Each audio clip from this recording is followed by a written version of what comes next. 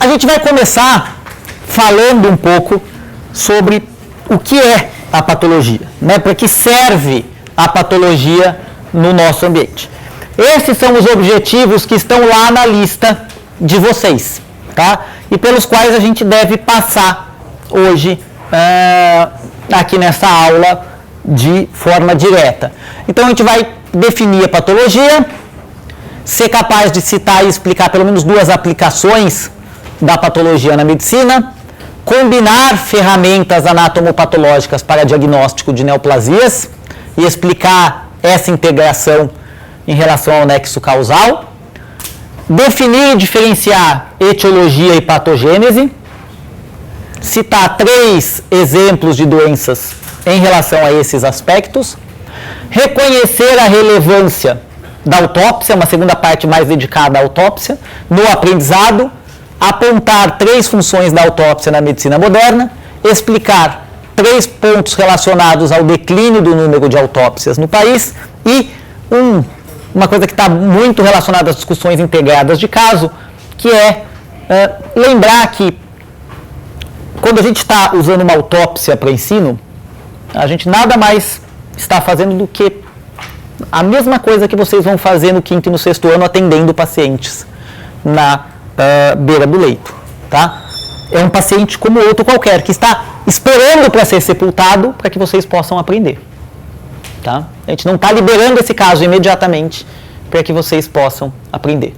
Então, é esperado que vocês tenham nessas situações o mesmo respeito e a mesma atitude que vocês demonstrariam para com os pacientes de vocês numa consulta de vocês ou numa visita, numa evolução na enfermaria, tá? Bom, o que é essa coisa chamada patologia? Quando eu virei para minha avó, falei que eu ia fazer patologia, ela falou, nossa, mas eu achei que você ia cuidar de gente. Não é estudo dos patos, como a vovó gosta de dizer, e tampouco é uma definição tão genérica como estudo das doenças, né? Porque se a gente usar só estudo das doenças, a medicina inteira é patologia, que não deixa de ser verdade. Mas, para efeitos didáticos aqui do que a gente vai abordar dentro da patologia médica, a patologia médica, ela compreende os processos de alterações bioquímicas, estruturais e funcionais em nível celular, tecidual ou orgânico em termos de órgãos e sistemas, tá? Que estão relacionados ao desenvolvimento de uma doença. Na verdade, é tudo o que acontece para que uma doença se manifeste no indivíduo, né? Você não estala o dedo e fica doente. A doença, ela passa, até você ter uma manifestação clínica, você tem todo um processo. E é esse processo que a patologia estuda. São os mecanismos envolvidos nisso, tá? A gente pode pensar nos processos patológicos como tendo 4 fases principais, tá? Ou 4 componentes principais. A etiologia, o agente etiológico, a patogênese, as alterações morfológicas e funcionais e as manifestações clínicas, tá? É justamente por isso que a gente chama a patologia de uma ciência translacional. Porque ela parte dos conhecimentos básicos, ela pega a bioquímica normal do organismo, os processos biomoleculares normais do organismo. Eu sei que isso causa traumas, mas calma lá. A gente pega a fisiologia, a gente pega histologia, junta tudo isso e vamos estragar, tá? Para estragar, a gente precisa de algo que estrague, um processo de estragamento, a manifestação do estrago e como que isso se reflete no dia a dia dos médicos, tá? Começando pela etiologia, o que é etiologia? Etiologia vocês vão ouvir como etiologia, como agente etiológico. Tá? Na verdade, é o que causa a doença. Toda doença, todo processo de distúrbio, de ruptura do equilíbrio orgânico funcional tem um disparador. Tá? Esse disparador é o agente etiológico.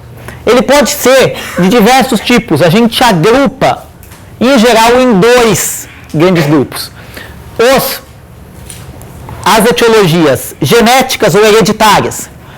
Aquelas sobre as quais a gente tem pouco ou nenhum domínio em termos de se evitar ou de se prevenir. Porque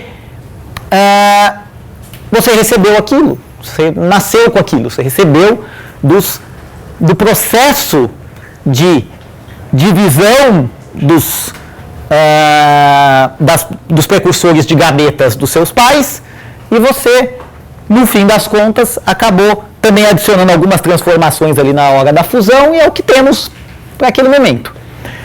E aqui você pode ter desde elementos pontuais, como, por exemplo, uma pequena mutação genética que esteja associada, ou que seja o disparador do desenvolvimento de uma neoplasia ou de uma doença pré-neoplásica, como a polipose adenomatosa familiar.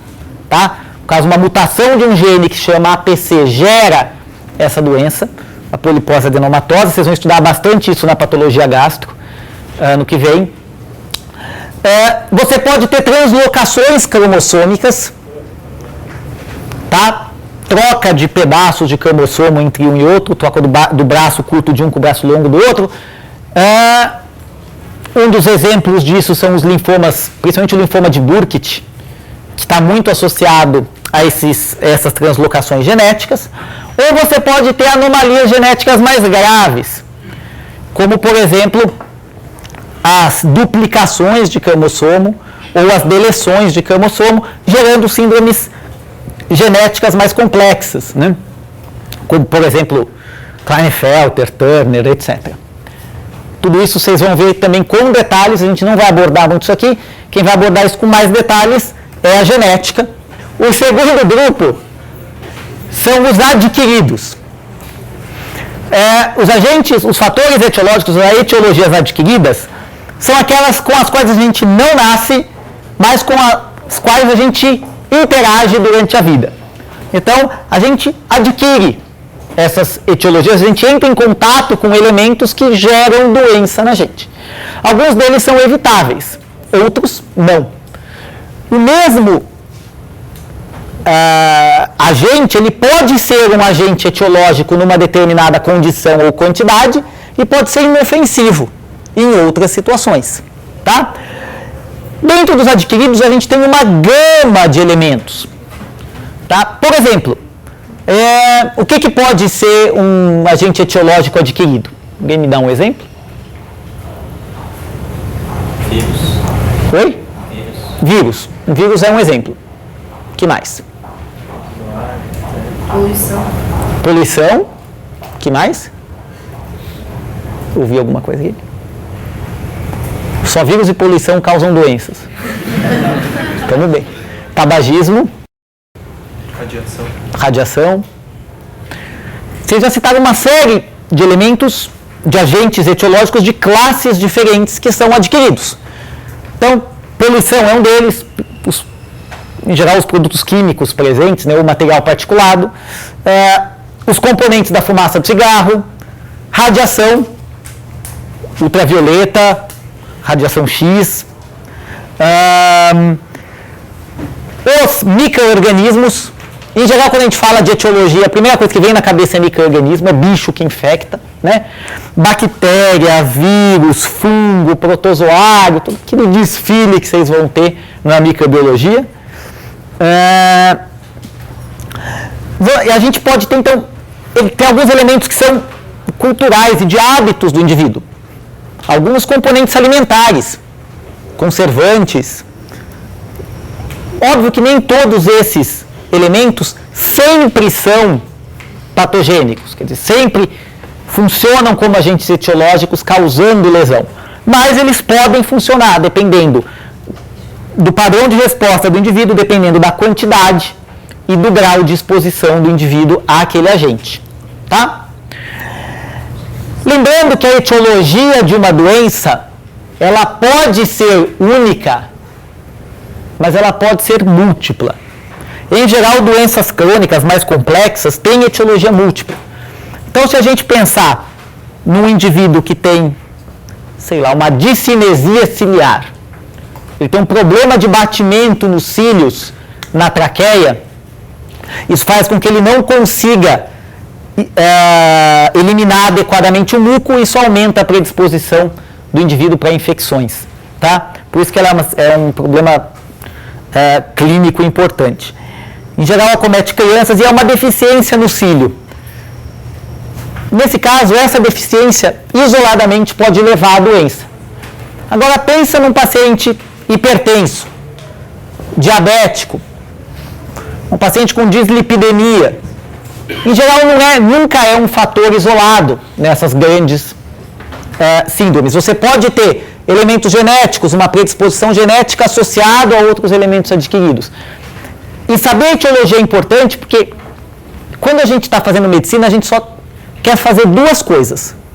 A primeira, qual que é o jeito de acabar com doença, de curar a doença? Além de prevenir, obviamente, curar a doença só tem dois jeitos. Ou você elimina o agente etiológico,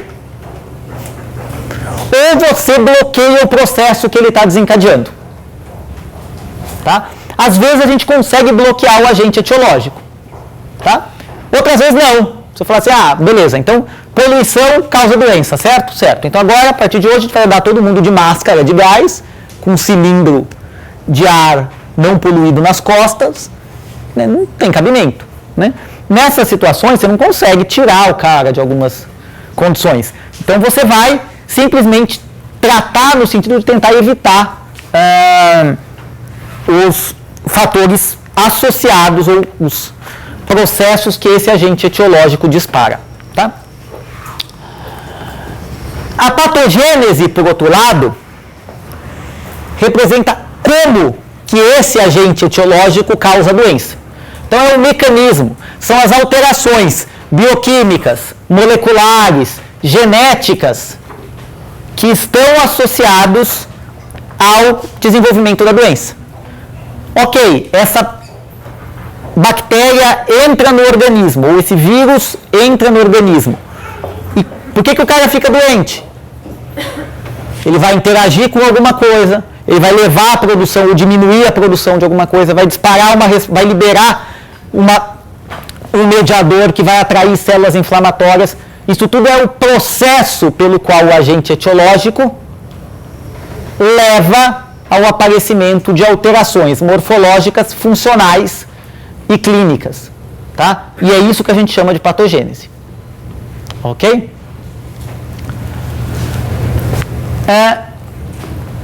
A patogênese tem uma importância médica muito grande. É preciso saber como que uma doença acontece se a gente quer entender, quer fazer adequadamente o diagnóstico dela ou quer entender adequadamente por que uma ou outra terapêutica pode ou não pode ser usada. Tá? Então, entender os mecanismos é fundamental.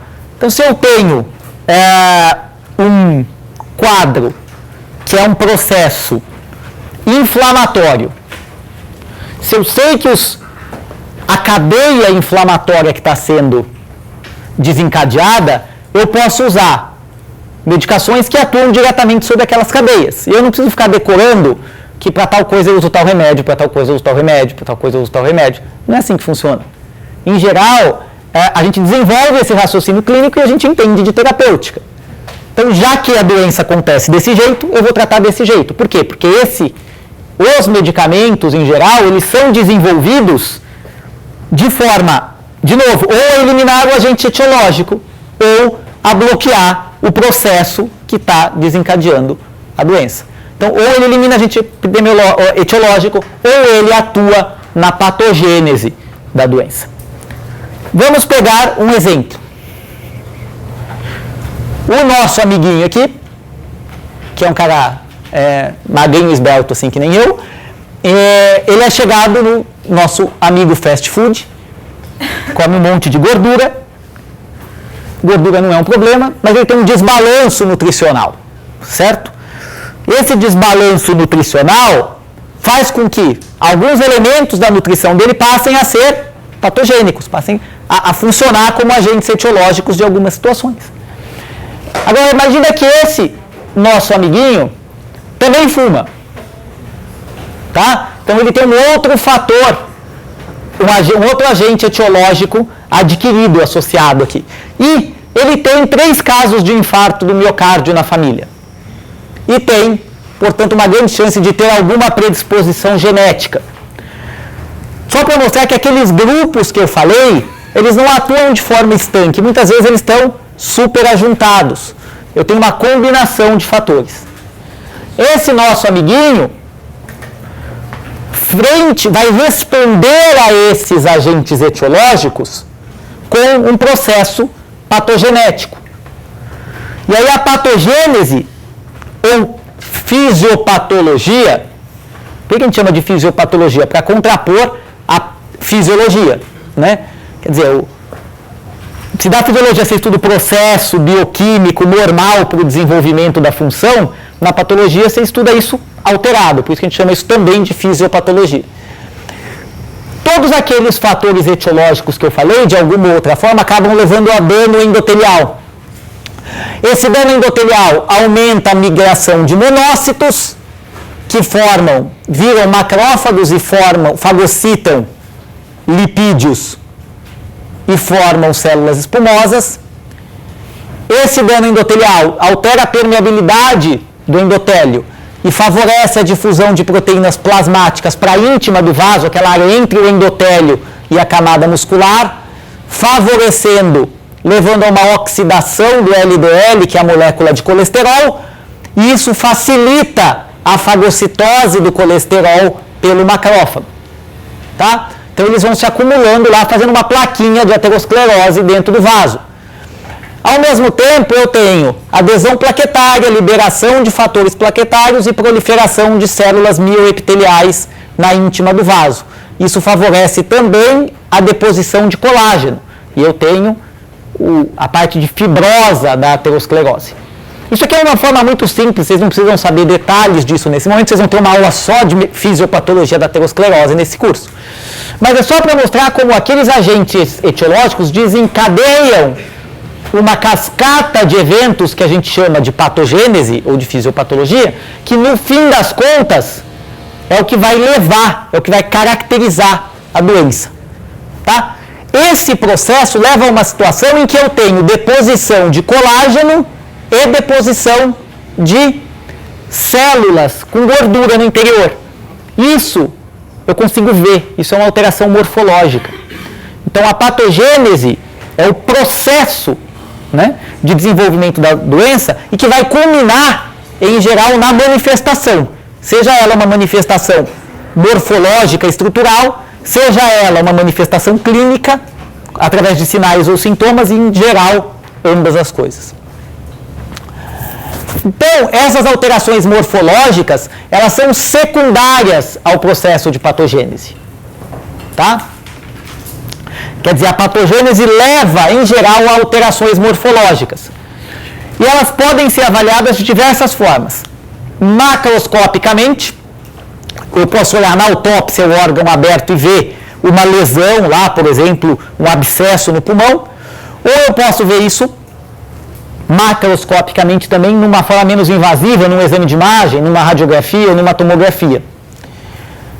Eu posso ver isso microscopicamente, dependendo da situação, é um quadro que eu não tenho uma grande alteração macroscópica, eu preciso olhar no microscópio para ver o que está acontecendo, né? Hepatite crônica em fases iniciais é um desses exemplos. O fígado está macroscopicamente normal, mas quando eu olho lá ele tem achados sugestivos da infecção viral, como infiltrado inflamatório, como o efeito citopático do vírus. Ou, em algumas situações mais detalhadas ainda, eu posso precisar da ultraestrutura. Ver isso no microscópio eletrônico e lá no fundo. Então, se eu olhar, por exemplo, na discinesia ciliar, voltando àquele exemplo, se eu olhar os cílios no HE, eu não vou ver nenhuma diferença. Mas se eu pegar aquele pedacinho onde tem os cílios e olhar no microscópio eletrônico, eu vou ver que há um desarranjo dos microtúbulos na região. E isso é o que faz o diagnóstico da doença. Tá? Mas mais do que fazer o diagnóstico da doença, muitas vezes as alterações morfológicas me permitem saber o grau de doença. Tá? Então eu posso dizer não só qual é a doença, mas tentar categorizá-la em tipos e dizer se ela é mais grave, se ela é menos grave, se uma neoplasia, por exemplo, é benigna ou maligna, se uma hepatite crônica está estável ou em atividade. E por que isso é importante? Pegar esse exemplo de hepatite crônica viral. Na hepatite crônica viral, você tem destruição contínua do fígado, às vezes você entra num equilíbrio e o vírus fica latente para a inflamação. Você já tem destruição de hepatócitos, mas não tenho mais, a quantidade de inflamação diminui muito, então não estou destruindo novos hepatócitos. Quando esse vírus está ativo, eu tenho muita resposta tecidual, tenho muita inflamação e estou destruindo muito o hepatócito. Tá? E eu estou perdendo, portanto, massa e função hepática. Nessas situações, eu preciso tratar o indivíduo. A gente usa uma substância que é um baita anti-inflamatório e que acaba tendo uma série de efeitos colaterais. A gente usa interferon para isso, é um modulador da inflamação. Vocês vão ver bastante isso na imuno.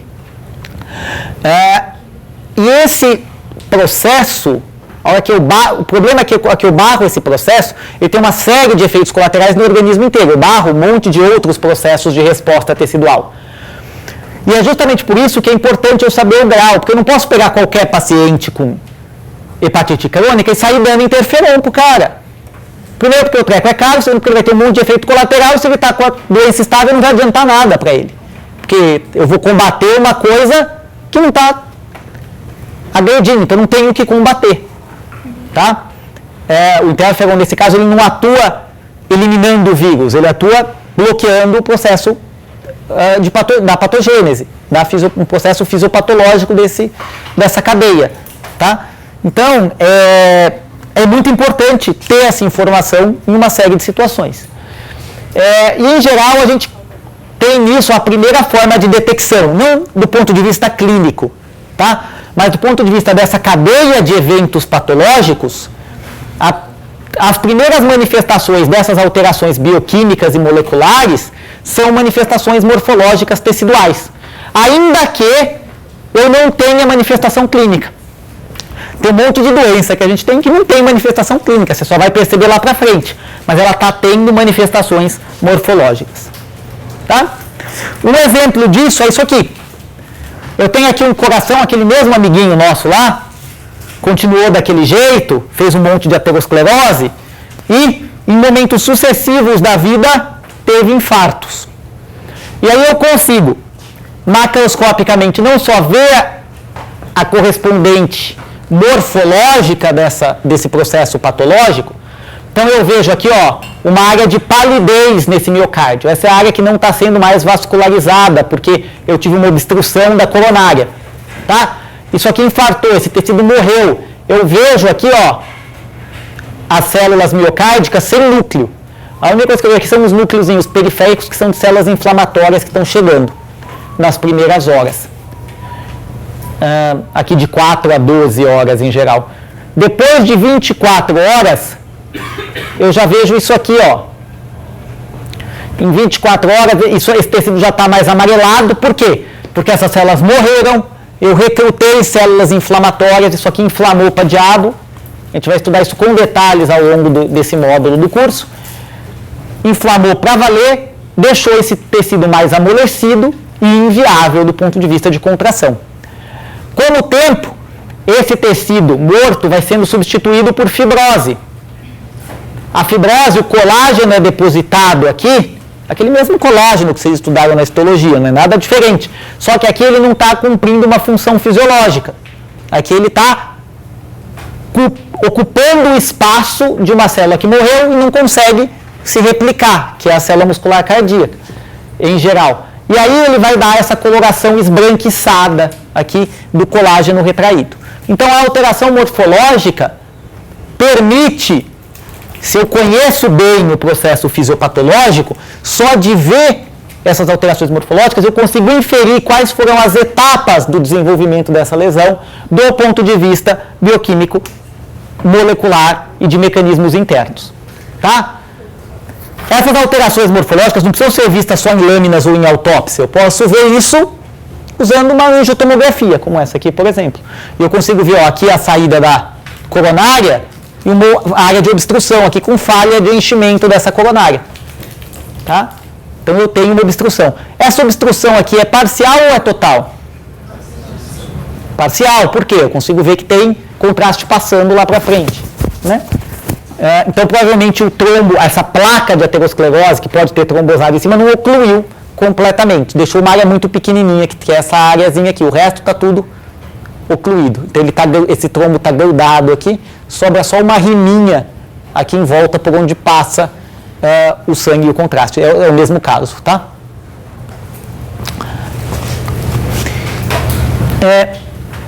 E, obviamente, a patologia poderia acabar por aqui, mas ela não acaba justamente porque ela faz a translação entre todas aquelas coisas básicas e a parte clínica.